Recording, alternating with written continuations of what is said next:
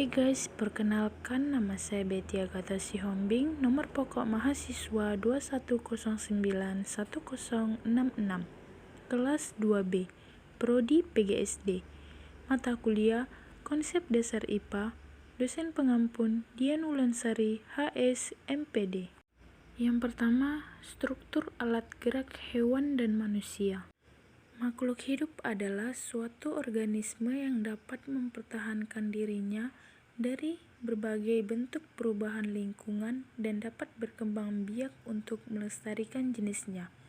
Dan golongan makhluk hidup ini seperti tumbuhan, hewan, dan manusia. Alat gerak pada manusia dan hewan memiliki kesamaan, yaitu alat gerak pasif berupa tulang dan alat gerak aktif berupa otot. Kedua alat gerak ini bekerja sama dalam melakukan pergerakan. Kerjasama antara kedua alat gerak tersebut membentuk suatu sistem yang disebut sistem gerak. Oke, yang kedua adalah struktur tumbuh-tumbuhan. Yang pertama adalah akar. Salah satu struktur tumbuhan yang paling penting adalah akar. Biasanya, akar berada di bagian bawah tanaman. Jenis-jenis akar dibagi menjadi dua, yaitu akar tunggang dan akar serabut. Akar tunggang adalah akar yang tebal dan memiliki cabang-cabang kecil yang disebut sebagai akar lateral. Yang kedua adalah batang.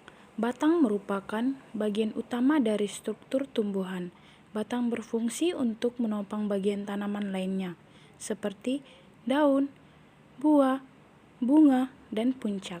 Umumnya, batang pada tumbuhan akan tumbuh ke arah cahayanya. Yang ketiga adalah daun. Daun adalah bagian tumbuhan yang umumnya memiliki karakteristik datar, hijau, dan terletak di batang. Pertumbuhan daun akan berhenti saat mencapai ukuran maksimalnya. Daun terdiri dari tangkai daun, helai daun, tulang daun, dan urat daun. Yang keempat adalah bunga. Struktur tumbuhan yang terakhir adalah bunga. Bunga berperan sebagai organ reproduksi pada tanaman.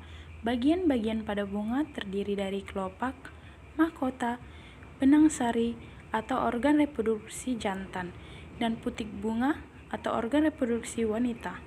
Setelah itu, putik menerima serbuk sari, nantinya akan tumbuh buah dari bakal biji.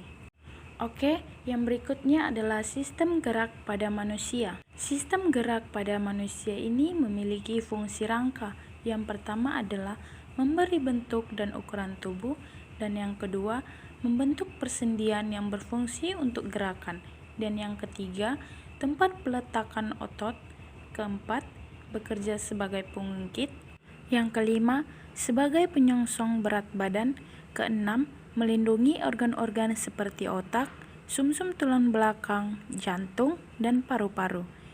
Dan yang ketujuh, tempat pembentukan sel-sel darah dan sel-sel imunitas atau sumsum tulang belakang.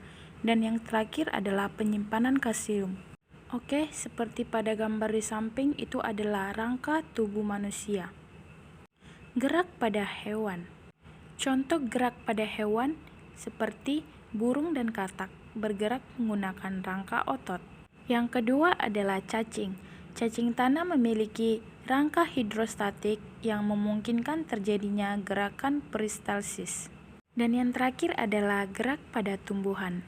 Yang pertama adalah gerak higrokopis. Gerak higrokopis ini dibagi menjadi dua, yaitu gerak eudonom atau gerak autonom, dan yang kedua adalah gerak esionom atau gerak etionom. Gerak higrokopis, gerak bagian tumbuhan yang terjadi karena adanya perubahan kadar air pada tumbuhan secara terus-menerus. Akibatnya, kondisi menjadi sangat kering pada kulit buah atau kontak spora sehingga kulit biji atau kontak spora pecah. Pengertian dari gerak endonom atau gerak eutonom adalah gerak pada tumbuhan yang disebabkan oleh rangsangannya dari dalam tubuh tumbuhan itu sendiri. Disebut juga gerak eutonom karena tumbuhan bergerak sendiri tanpa adanya rangsangan dari luar. Dan yang terakhir adalah gerak taksis. Gerak taksis yaitu gerak berpindahan seluruh tubuh tumbuhan yang dipengaruhi oleh rangsangan. Seperti tropisme, terdapat taksis positif dan negatif. Dan yang berikutnya adalah gerak nasti. Gerak naksti yaitu gerakan bagian tumbuh-tumbuhan yang arah geraknya tidak dipengaruhi oleh rangsangan. Gerak ini disebabkan terjadinya perubahan tekanan turgo akibat pemberian rangsangan.